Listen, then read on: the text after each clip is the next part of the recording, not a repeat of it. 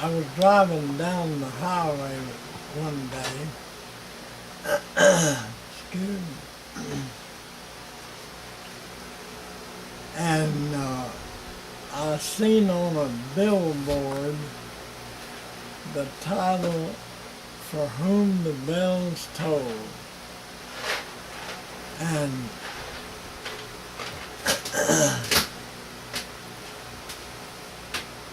I got to thinking about that's a good sermon title. And what would I get to go with it? Where would I find the scripture to go with that? And I prayed about it, and it come to me, Genesis, the 12th chapter and the first verse.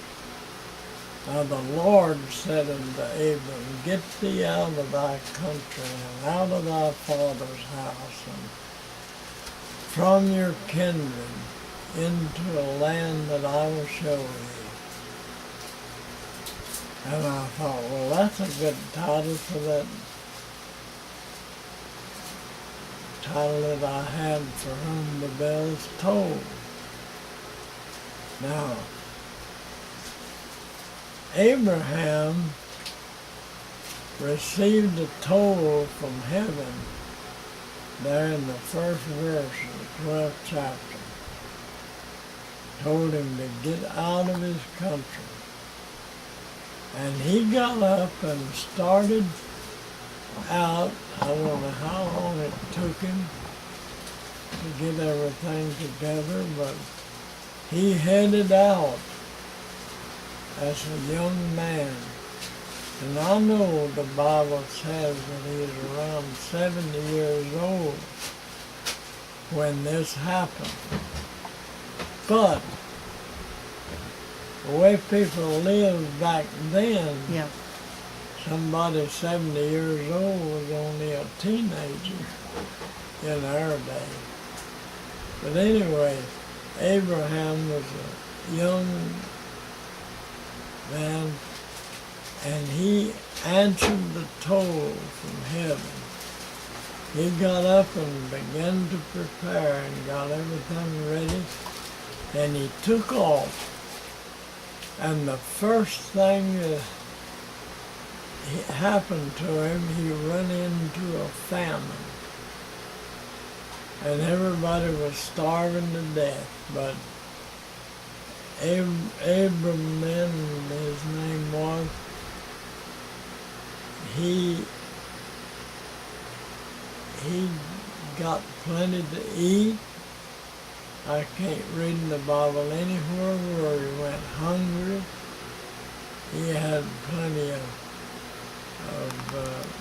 cows, sheep, and goats to eat. And he made it through the famine. And then, after he got through that famine, he headed on up toward the land of Canaan. And he made it all the way through. And come to Canaan.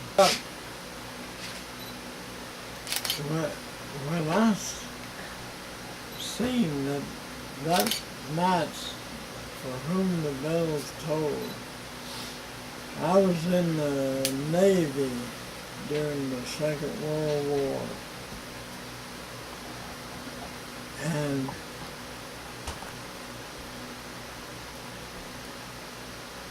went across the Atlantic Ocean so many times I forgot how many times I did go across.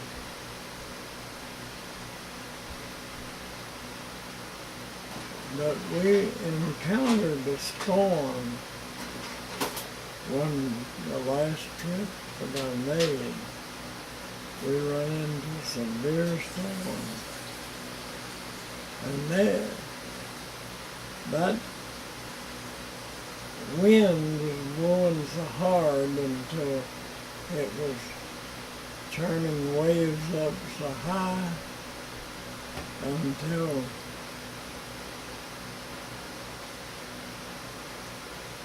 we thought we was going to sink. But I knew that my grandmother and my mother and Daddy was praying for me to return home safely. And at that time, I was not a Christian.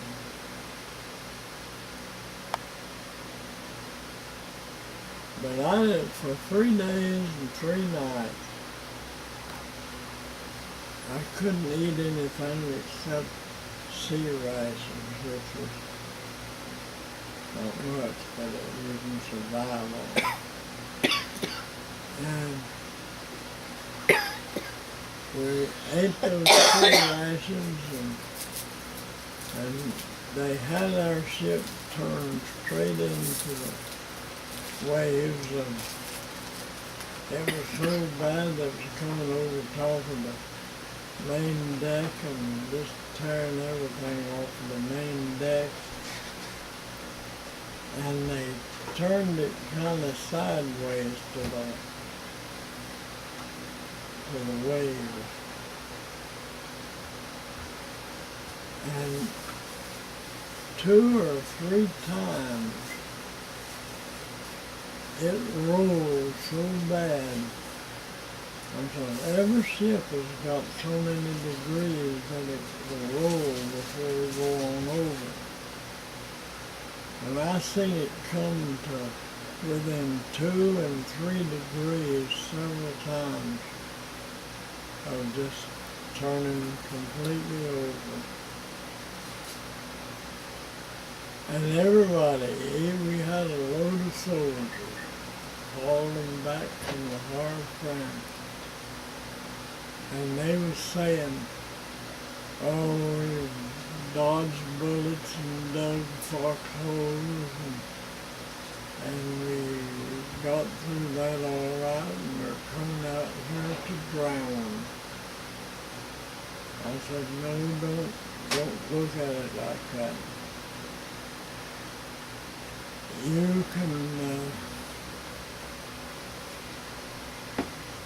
don't have to say you're going to drown. You can say, I trust that I'm going home. And we was in a convoy of ships. There were 5 or 6 other ships that started across with us, but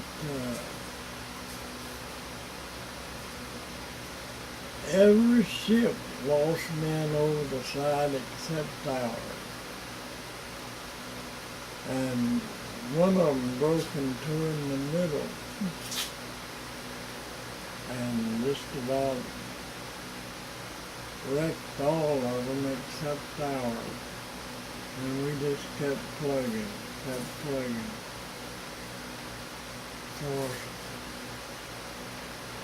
the authorities given us the command, go to the other side. And we got to thinking about that, and we said, yeah, we're headed home. So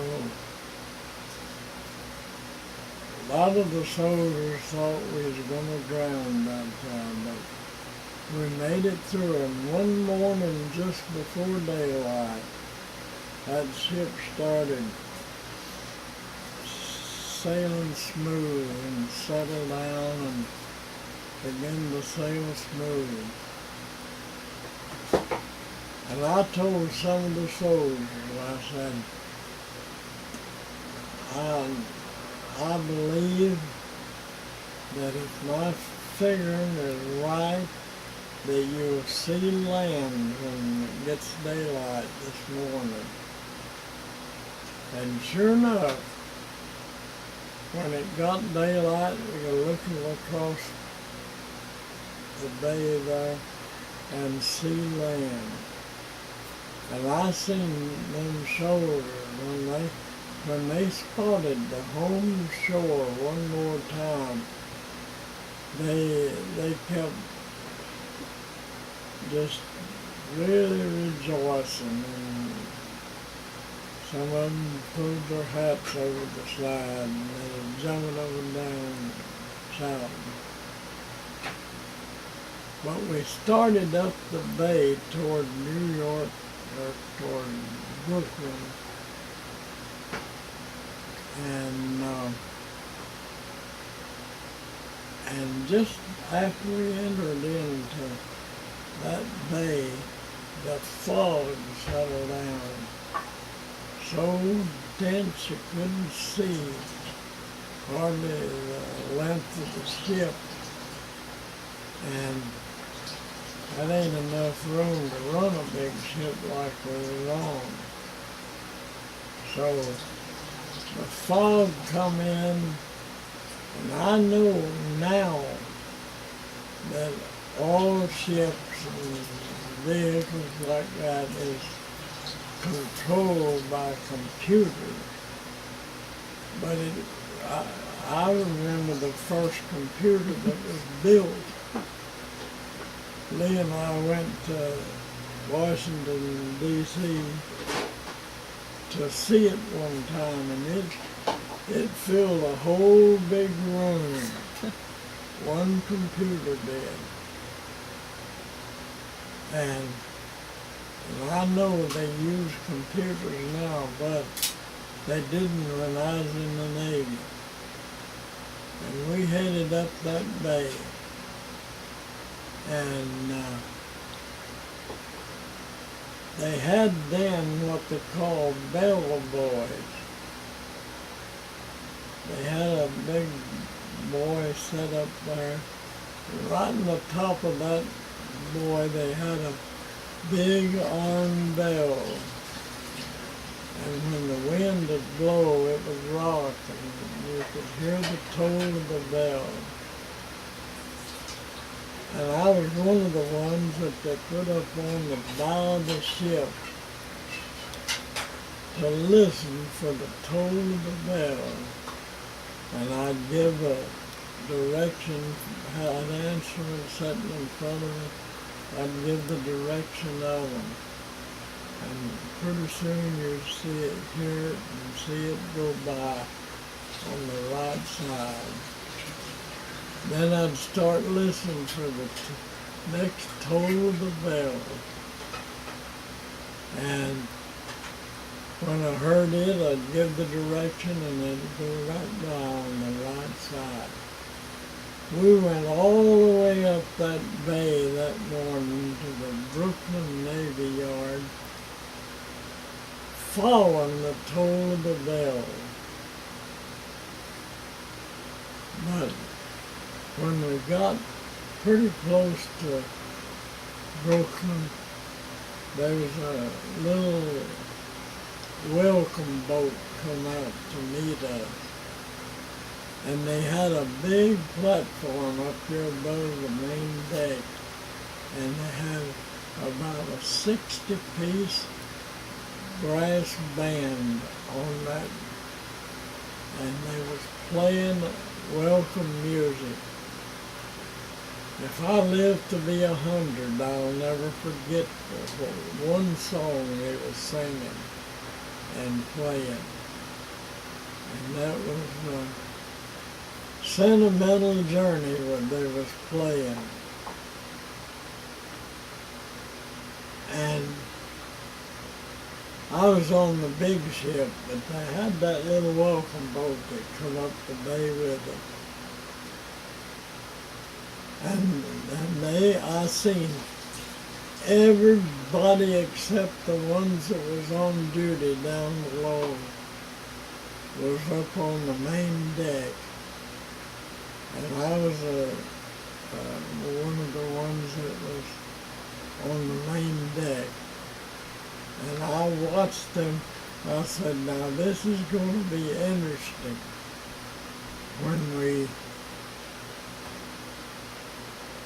will swing that game plank around.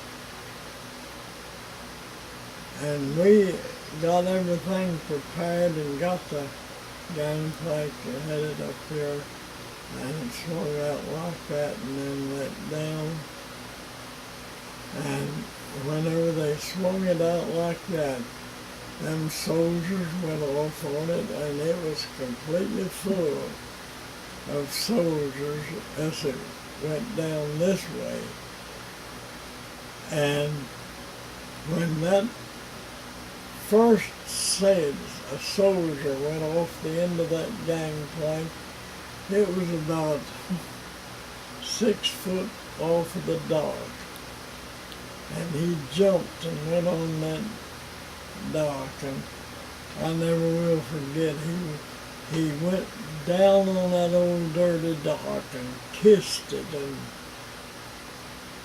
thought he was in heaven just about it, to be home one more time. And then I stood there and watched them as they got that gangplank all the way down. Them soldiers went off onto the dock, and there on the dock was mothers and fathers and wives and children meeting their daddy and rejoicing because he was home one more time.